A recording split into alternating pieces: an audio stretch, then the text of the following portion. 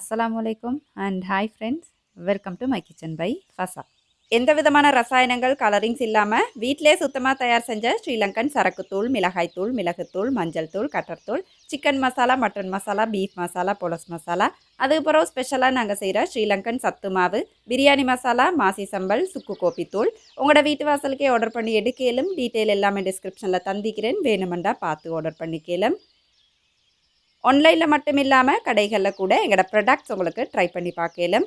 Kurunegala city essence Negombo ரோட்டில் இருக்குது. இப்பாகமுவா multi store தமுள்ள ரோட்டில் இருக்குது.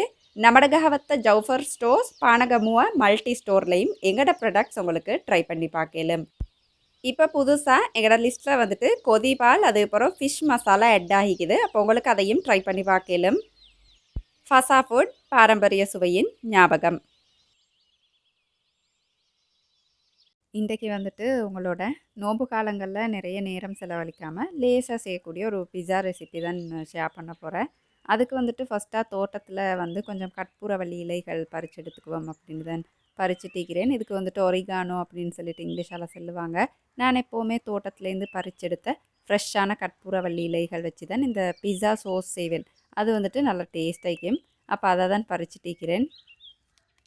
இது வந்துட்டு பிஸா சோஸ் செய்ய கட்டாயமாக தேவையா அப்படின்னு கேட்டேன்டா, பர்ஃபெக்ட் ரெசிபிக்கு வந்துட்டு ஒரிகானோ கட்டாயமாக சேர்ப்பாங்க. உங்கள்கிட்ட இல்லாட்டி வந்துட்டு இதை ஸ்கிப் பண்ணிடலும். அப்படி இல்லாட்டி வாங்கலும் அப்படின்னு சொன்னால் கடையில் வந்துட்டு உங்களுக்கு வாங்கி எடுக்கலும். நான் ஃப்ரெஷ்ஷாக எப்பவும் சேர்க்குற சுட்டி அந்த மனம் அந்த டேஸ்ட் எல்லாம் வந்துட்டு உண்மையிலே நல்லா வித்தியாசமாக டேஸ்ட் ஆகிக்கும். அப்போ நான் எப்போவுமே சேர்ப்பேன், எனக்கு ஃப்ரெஷ்ஷாக கிடைக்கிது இல்லையா அது சுட்டி. இந்த பிஸா செய்கிறதுக்கு வந்துட்டு டாப்பிங்க்கு நான் இன்றைக்கி சிக்கன் தான் போட போகிறேன். அதை வந்துட்டு இப்படி க்யூபாக கட் பண்ணி எடுத்துடணும். சிக்கன் பீசஸை இப்போ நான் காட்டுற மாதிரி க்யூபாக கட் பண்ணி எடுத்துட்டிங்க அப்படின்னு சொன்னால் அந்த டொப்பிங் வந்துட்டு அழகாய்க்கும். இப்போ நான் காட்டுற மாதிரி கட் பண்ணி நல்லா க்ளீன் பண்ணிவிட்டு இந்த சிக்கனுக்கு தேவையான அளவு உப்பு சேர்த்துக்கோங்க. அதுக்கப்புறம் இஞ்சி பூண்டு விழுது, இந்த இஞ்சி வெள்ளை பூட்டை நல்லா தட்டிட்டு இப்படி கொஞ்சம் சேர்த்துக்கோங்க. மசாலா கொஞ்சம் கொச்சிக்கத்தூள், மிளகுத்தூள், மஞ்சள் தூள் போட்டு நல்லா மிக்ஸ் பண்ணிக்கணும். கட்டாயமாக நீங்கள் தேசிக்காய் புளி சேர்க்கணும். உப்பு புளி நல்லா இந்த துண்டுலுக்கெல்லாம் பிடிச்சிச்சு அப்படின்னு சொன்னால் தான் அந்த டொப்பிங் வந்துட்டு நல்லா டேஸ்ட் ஆகிக்கும். அதை சுற்றி இந்த உப்பு புளி அதெல்லாம் வந்துட்டு நீங்கள் கணக்காக பார்த்து சேர்த்துக்கோங்க. சேர்த்து நல்லா மிக்ஸ் பண்ணிவிட்டு குறைஞ்சது இதை ஒரு 30 நிமிஷம் மேரினேட் பண்ணி வச்சுட்டோம் அப்படின்னு சொன்னால் அந்த புளி உப்பு இதெல்லாம் நல்லா துண்டுலுக்கு பிடிச்சி சமைக்கக்கல்ல வந்துட்டு அது நல்லா டேஸ்ட் ஆகிக்கும். அப்போ அதை அப்படியே மூடி வச்சுட்டு இந்த சோஸ் செய்கிறதுக்கு நான் இன்றைக்கி தக்காளி எடுத்துக்கிறேன். அதை வந்துட்டு இப்போ நான் காட்டுற மாதிரி இப்படி 2 கட்ஸ் போட்டிங்க அப்படின்னு சொன்னால் உங்களுக்கு அவிச்சிட்டு உரிக்கிறதுக்கு லேசாய்க்கும். இப்படி எல்லாத்தையும் வந்துட்டு கட் பண்ணிவிட்டு கொஞ்சமாக தண்ணி ஊற்றி இதை நல்லா வேக வச்சு எடுத்துடணும். அந்த தோல் உறிஞ்சி வர வரைக்கும் வேக வச்சு எடுத்து ஆற வச்சதுக்கு அப்புறம் உங்களுக்கு வந்துட்டு அந்த தோலை உரிச்சு எடுத்துடலும். எவ்வளோ பெரிய சோஸ் நீங்கள் கடையிலேருந்து வாங்கி போட்டாலும் நாங்கள் செஞ்சு போடுற சோஸ்க்கு வந்துட்டு வேறு லெவல் டேஸ்ட் ஆகிக்கும். அதை சுற்றி நாங்கள் கட்டாயம் செஞ்சு எடுத்துட்டோம் அப்படின்னு சொன்னால் பிஸாவோட டேஸ்ட்டே வந்துட்டு வித்தியாசமாய்க்கும். இப்போ இந்த சோஸ் செய்கிறதுக்கு நான் ஏற்கனவே பறித்து வச்ச கற்பூரவள்ளி இலைகள் கொஞ்சம் பச்சை கொச்சிக்காய் சேர்த்துக்கோங்க. வெள்ளைப்பூடு கொஞ்சம் கூடுதலாகவே சேர்த்துக்கோங்க. உங்களுக்கு தேவைண்டா இஞ்சி சேர்த்துக்கலும். நான் இன்றைக்கி சேர்க்கலை. அதோட வெங்காயத்துண்டோடையும் சேர்த்துக்கோங்க. சேர்த்து நல்லா இப்படி இடித்து எடுக்க போகிறேன். உங்களுக்கு கஷ்டம் அப்படின்னு சொன்னால் மிக்ஸி ஜாரில் போட்டு பேஸ்ட் மாதிரி அரைச்சி எடுத்தால் கூட பரவாயில்ல. கட்டாயமாக பச்சை கொச்சிக்காய் சேர்த்துக்கோங்க. கருவேப்பிலை உங்களுக்கு விருப்பம்டா தாராளமாக சேர்த்துக்கலும். சேர்த்து இப்படி குட்டி குட்டி பீஸை சீக்கிரத்துக்கு தட்டி எடுத்தோம் அப்படின்னு சொன்னால் எனக்கு வந்துட்டு பர்சனலாக விருப்பம். அது உங்களோட விருப்பம், உங்களுக்கு ஃபுல்லாக அரைச்சி கூட எடுத்துடலும். அதை அப்படியே இடித்து வச்சுட்டு ஏற்கனவே மேரினேட் பண்ணி வச்சுருந்த சிக்கனை கொஞ்சமாக எண்ணெய் ஊற்றி நல்லா ஒரு கோல்டன் ப்ரௌன் கலர் வரத்துக்கு நான் வந்துட்டு ரோஸ்ட் பண்ணி எடுக்க போகிறேன். உங்களுக்கு விருப்பம் அப்படின்னு சொன்னால் டீப் ஃப்ரை பண்ணிடலும், அப்படி இல்லாட்டி ஷெலோ ஃப்ரை பண்ணிடலும், இல்லாட்டி இப்படி ரோஸ்ட் பண்ணி எடுத்தால் கூட நல்லா டேஸ்ட் ஆகிக்கும். அப்போ நீங்கள் வந்துட்டு இதை அடுப்பில் வச்சுட்டு உங்களுக்கு மற்ற வேலை செய்யலும். இடையில கிளறி விட்டீங்க அப்படின்னு சொன்னால் அது வந்துட்டு நல்லா கலர் வந்துடும். அதுக்கிடையில் இந்த தக்காளியெல்லாம் வந்துட்டு நல்லா வெந்திருந்துச்சு. நல்லா வெந்த தக்காளி இப்போ நான் காட்டுற மாதிரி லேசாக தோல் உறிஞ்சி வரும். நீங்கள் நல்லா ஆற வச்சுட்டே உரிச்சிக்கோங்க. சுட சுட உரிக்கிறதுக்கு இது வந்துட்டு கஷ்டமாய்க்கும்.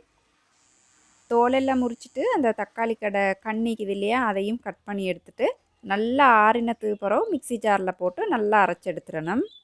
நல்லா ஆறணும். இது கட்டாயமாக சுட சுட செய்கிறதுக்கு கஷ்டமாய்க்கும். அதோடைய வந்துட்டு இன்றைக்கி பிஸா டாப்பிங்க்கு தேவையான தக்காளி வெங்காயம் எல்லாம் இந்த மாதிரி குட்டி குட்டி பீசஸாக நான் கட் பண்ணி கொஞ்சமாக உப்பு கலந்து வச்சுக்கிறேன். சாடவாக உப்பு ஊற்றிக்கோங்க. இல்லாட்டி வந்துட்டு அந்த உப்பு டேஸ்ட் கொஞ்சம் குறையிற மாதிரி இருக்கும். அதை சுட்டி சாடவாக மிச்சம் தேவையில்ல. இப்படி போட்டு மிக்ஸ் பண்ணி வச்சிடலும். உங்களுக்கு தேவைண்டா கட்டாயமாக வந்துட்டு இந்த கறி கொச்சிக்காய்க்கு இல்லையா, அதையும் குட்டி குட்டி பீசஸாக கட் பண்ணிவிட்டு சேர்த்துக்கலாம். அதுக்கிடையில் வந்துட்டு இந்த சிக்கன் நல்லா இப்படி கலராக ரோஸ்ட் ஆகிஞ்சி. அப்போ அதை அப்படியே ஆஃப் பண்ணி எடுத்து வச்சுட்டு இந்த சோஸ் செய்கிறதுக்கு ஃபஸ்ட்டாக கொஞ்சம் எண்ணெய் சேர்த்துக்கோங்க. எண்ணெயில் வந்துட்டு நாங்கள் ஏற்கனவே இடித்து வச்சுருந்தோம் இல்லையா, அந்த கற்பூரவள்ளியில் வெள்ளைப்பூடு இதெல்லாம், இதை போட்டு வந்துட்டு நல்ல ஒரு நிறம் வாரத்துக்கு வதக்கி எடுத்துடணும். லேசான ஒரு கோல்டன் ப்ரௌன் கலர் வார வரைக்கும் இதை வதக்கி எடுத்துடணும். இப்போ நான் காட்டுற மாதிரி இந்த மாதிரி நிறம் வந்ததுக்கு பிறகு ஏற்கனவே அவிச்சு அரைச்சி வச்சுருந்த தக்காளியை இப்படி போட்டு நல்லா மிக்ஸ் பண்ணிக்கணும். நீங்கள் வந்துட்டு நல்லா கனிஞ்ச தக்காளியை எடுத்தீங்க அப்படின்னு சொன்னால் கலர் வந்துட்டு நல்லா அழகாய்க்கும். அதோடைய வந்துட்டு கொஞ்சமாக அந்த தக்காளி சோசிக்குது இல்லையா, அதையும் கொஞ்சம் சேர்த்துக்கோங்க. அப்போ வந்து டேஸ்ட் நல்லாய்க்கும். அப்போ அதை போட்டு இப்படி நல்லா மிக்ஸ் பண்ணிவிட்டு இப்போ தேவையான அளவு கொச்சிக்கத்தூள் சேர்த்துக்கோங்க. உங்களோட உரப்புக்கு தேவையான அளவு சேர்த்துக்கலும். அதோடைய உப்பு, கொஞ்சமாக சீனி போட்டு நல்லா மிக்ஸ் பண்ணிவிட்டு இதை வந்துட்டு சாதாரண நெருப்பு வச்சு நல்லா திக்கான பேஸ்ட்டாக வர வரைக்கும் அப்படியே காய்ச்சிட்டே இருக்கணும். திக்னஸ் வந்துட்டு உங்களோட விரும்பின அளவு உங்களுக்கு எடுக்கலும். சில பேருக்கு வந்துட்டு நல்லா திக்காக இந்த விருப்பம், சில பேருக்கு கொஞ்சம் தண்ணி மாதிரி இந்த விருப்பம். அது உங்களோட விருப்பப்படி உங்களுக்கு அந்த திக்னஸ் வரக்கலை வந்துட்டு இறக்கி வச்சிடலாம். அப்போ சோஸ் எடுத்து வச்சுட்டு இந்த பிஸாக்கு வந்துட்டு நாங்கள் இன்றைக்கி இப்போ தேவையில்ல, லிக்விட் டோ மாதிரி கரைச்சி எடுக்கலாம். அதுக்கு கொஞ்சம் ஈஸ்ட், சீனி, இளம் சூடான தண்ணி மூணையும் போட்டு நல்லா மிக்ஸ் பண்ணிவிட்டு இதை மூடி ஒரு 10 நிமிஷம் அப்படியே ஈஸ்ட்டை வந்துட்டு ஆக்டிவேட் பண்ணிடணும். ஈஸ்ட் வந்துட்டு இந்த மாதிரி ஆக்டிவேட் ஆகினதுக்கு பிறகு தேவையான அளவு உப்பு கொஞ்சமாக சேர்த்துக்கோங்க. கொஞ்சமாக எண்ணெயும் சேர்த்துக்கோங்க. நான் இன்றைக்கி ஆட்டா மாவோட கொஞ்சம் மைதா சேர்த்துட்டு தான் ரவை சேர்த்திக்கிறேன். உங்களுக்கு ஆட்டா விருப்பம் இல்லாட்டி மைதாவோட ரவை மட்டும் சேர்த்துக்கோங்க. அப்போ மாவை கொஞ்சம் கொஞ்சமாக போட்டு கட்டி இல்லாமல் நல்லா மிக்ஸ் பண்ணி எடுக்கணும். தண்ணி வந்துட்டு ஃபஸ்ட்டாக நீங்கள் ஒரு கப் மாதிரி இந்த அளவுக்கு ஃபஸ்ட்டாக சேர்த்துக்கோங்க. தேவைப்பட்டால் உங்களுக்கு புறவு சேர்த்துக்கலும். ஏன்டா அதிகமாக சேர்த்துட்டீங்க அப்படின்னு சொன்னால் நல்லாவே தண்ணியாக ஆயிடுச்சு அப்படின்னாலும் இந்த பிஸா வந்துட்டு சரி வராது. அதை சுற்றி ஃபஸ்ட்டாக வந்துட்டு கொஞ்சமாக தண்ணி சேர்த்துக்கோங்க. உங்களுக்கு தேவைப்பட்டால் புறவு கூட சேர்த்துக்கலும். இப்போ இப்படி நல்லா மிக்ஸ் பண்ணிவிட்டு தேவைப்பட்டால் கொஞ்சமாக தண்ணி சேர்த்து இப்போ நான் காட்டுற கன்சிஸ்டன்சி வர வரைக்கும் கலந்து எடுத்துக்கோங்க. இப்போ நான் காட்டுற இந்த கன்சிஸ்டன்சி வந்துட்டு பர்ஃபெக்டாக உங்களுக்கு பிஸா செய்கிறதுக்கு சரியாக வரும். அப்போ இப்படி கலந்து இதை மூடி ஒரு 10 நிமிஷம் வச்சுட்டிங்க அப்படின்னு சொன்னால் தாராளமாக போதும். அவர் கணக்கெல்லாம் வைக்க தேவையில்ல. அதுக்கிடையில் இந்த பிஸாவை வந்துட்டு லேசாக செய்கிறதுக்கு ஒரு பிளாஸ்டிக் எம்டி பொட்டில் எடுத்து அதில் மூடியை வந்துட்டு இப்படி சூடு வச்சு ஓட்டை போட்டு எடுத்துக்கோங்க.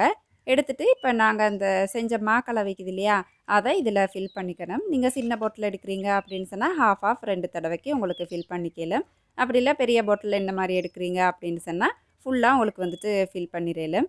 இல்லை எனக்கு இந்த பாட்டிலில் போட்டு செய்கிறதெல்லாம் கஷ்டம் அப்படின்றவங்க வந்துட்டு தாராளமாக ஒரு குழிக்கரண்டி அந்த மாதிரி யூஸ் பண்ணி கூட இந்த பிஸா செஞ்சுக்கலாம். அப்போ அப்படின்னு ட்ரை பண்ணி பார்க்கலாம். இது வந்துட்டு லேஸ் ஐக்கம் யூடியூப்லேயும் வந்துட்டு இது ட்ரெண்டாக போகுது. அதுக்கப்புறம் தான் நான் ட்ரை பண்ணினேன், உங்களுக்கும் சொல்லி தருவோம் அப்படின்னு சொல்லி அதை ஷூட் பண்ணியிருந்தேன். இப்போ பேனுக்கு வந்துட்டு கொஞ்சமாக எண்ணெய் தடவி இப்படி ப்ரஷ் பண்ணிக்கோங்க. அதுக்கப்புறம் நான் காட்டுற மாதிரி இந்த பிஸா உங்களுக்கு செஞ்சுக்கலாம். இதோட தடிப்பம் வந்துட்டு உங்களோட விருப்பம். ஆனால் மிச்சம் தடிப்பமாக செய்யாமல் ஓரளவுக்கு செஞ்சீங்க அப்படின்னு சொன்னால் இது சுருக்கண்டு வெந்துடும்.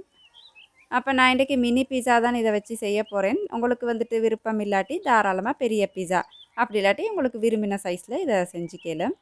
ஃபஸ்ட்டாக மாவை வந்துட்டு இப்படி ஒரு மிச்சம் தடிப்பவும் இல்லாமல் மெல்லிசும் இல்லாமல் இப்படி ஊற்றிடணும். ஊற்றி லேசாக இப்படி பரத்தி விட்டுட்டு இதை மூடி ஒரு 3 நிமிஷம் வேக வச்சு எடுத்துடணும்.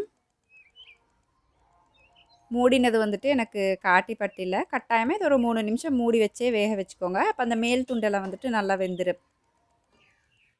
3லேருந்து ஒரு 5 நிமிஷம் தாராளமாக வச்சுக்கோங்க. நெருப்பை வந்துட்டு குறைந்த நெருப்பாகவே வச்சுக்கோங்க. இப்போ இந்த அடித்துண்டு நல்லா வெந்ததுக்கு பிறகு இப்போ நான் காட்டுற மாதிரி பெரட்டி போட்டுட்டு இப்போ தான் நாங்கள் வந்துட்டு பிஸாவுக்கு தேவையான எல்லாத்தையும் ஃபில் பண்ண போகிறோம். இப்படி செய்யக்கல நீங்கள் கட்டாயமாக நெருப்பை வந்துட்டு நல்லா குறைவான நெருப்பு, லோ ஃப்ளேமே வச்சுக்கோங்க.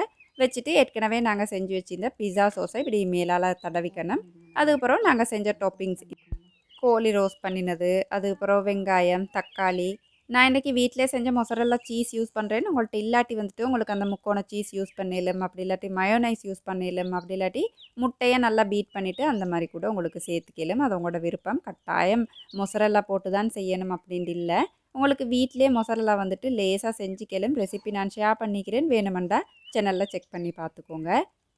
இப்போ இந்த ஃபில்லிங்கெல்லாம் வைக்கக்கெல்லாம் கட்டாயமாக நாங்கள் வந்துட்டு நெருப்பை குறைவாக வைக்கணும். ஏன்டா அடித்துண்டு வந்துட்டு தீஞ்ச மாதிரி ஆகிரும் இல்லையா, அது சுட்டி உங்களுக்கு மிச்சம் லேட் ஆகுதுன்றா நீங்கள் ஆஃப் பண்ணிவிட்டு ஃபில்லிங் எல்லாம் போட்டுட்டு அதுக்கு பிறகு கூட உங்களுக்கு அடுப்பு ஆன் பண்ணிக்கலாம். இப்போ இப்படி ஃபில்லிங் எல்லாம் ஃபில் பண்ணிவிட்டு இதை மூடி 3லேருந்து 5 நிமிஷம் வந்துட்டு அந்த மொசரெல்லா சீஸ் இருக்குது இல்லையா, அது நல்லா உருகி வர வரைக்கும் அப்படியே வச்சிடணும். அதுக்கப்புறம் நீங்கள் செக் பண்ணி பாருங்கள் இந்த ரொட்டி வந்துட்டு நல்லா வெந்திக்குதா அப்படின்னு சொல்லிட்டு. வெந்திக்குது அப்படின்னு சொன்னால் அப்படியே உங்களுக்கு இறக்கி சர்வ் பண்ணிடலாம். இது வந்துட்டு மினி பிஸா அப்படின்றதால குட்டி குட்டியாக ஐக்கும், பார்க்குறதுக்கு க்யூட் ஐக்கும், புள்ளைகள் வந்துட்டு விருப்பமாக சாப்பிடுவாங்க. இது வந்துட்டு நல்லா டேஸ்ட்டாக இருந்துச்சு. அவனில் செய்கிற மாதிரியே நல்லா டேஸ்ட்டாக அந்த வாசத்தோட வேறு லெவலில் இருந்துச்சு. இன்ஷால்லா ட்ரை பண்ணி பாருங்கள். உங்களுக்கு வந்துட்டு விரும்பின சைஸ் செய்யலும். ஆனால் நீங்கள் செய்கிற சைஸ் பொறுத்து அந்த வேகிற டைம் மாறுபடையிலும். அப்போ அந்த மாதிரி பார்த்து வேக வச்சுக்கோங்க. இதை நீங்கள் ஃப்ரீஸ் பண்ணி கூட உங்களுக்கு சாப்பிடலும். நிறைய பிஸி ஆகிக்கிறீங்க அப்படின்னு சொன்னால் இது ஒரு நல்ல சுத்தமான பக்கெட்டில் போட்டு அடைச்சி ஃப்ரீசரில் வச்சுட்டு உங்களுக்கு தேவைப்படக்கல திருப்பவும் லேசாக சூடு பண்ணிவிட்டு உங்களுக்கு சர்வ் பண்ணிடலாம். இந்த வீடியோ உங்களுக்கு சுவாரஸ்யமாக இருந்திக்கும் அப்படின்னு நினைக்கிறேன். அளவாக சாப்பிடுங்க. இந்த அளவில் ஆரோக்கியத்தை அதிகமாக சேர்த்துருங்க. வாழ்க வளமுடன். தேங்க்ஸ் ஃபார் வாட்சிங்.